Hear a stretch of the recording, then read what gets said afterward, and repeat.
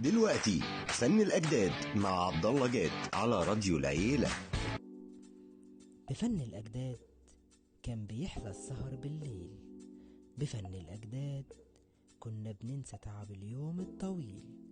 بفن الأجداد كنا بنتخيل المستقبل الجميل. فن الأجداد مع عبد الله جاد. فن الأجداد مع عبد الله جاد. أهلا وسهلا بكم من جديد في حلقة جديدة، والنهاردة هنتكلم عن الموسيقى التصويرية.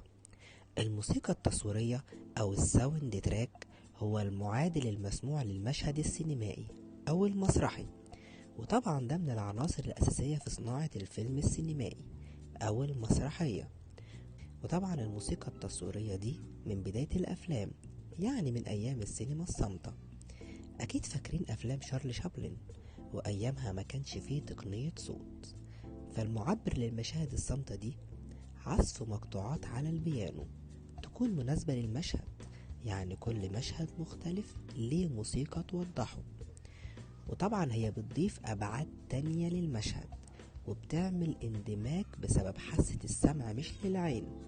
ويمكن كتير في أفلامنا بعد كده ليها موسيقات معروفة وحافظينها كلنا، وبنقدر نعرف الفيلم أول ما بنسمعها، زي دعاء الكروان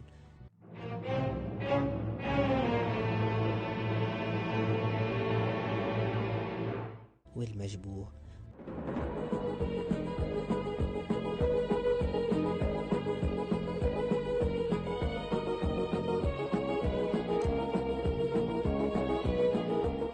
والرصاصة لا تزال في جيبي.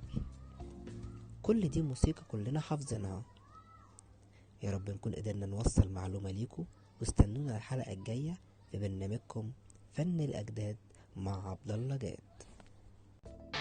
كنتم مع فن الأجداد على راديو العيلة.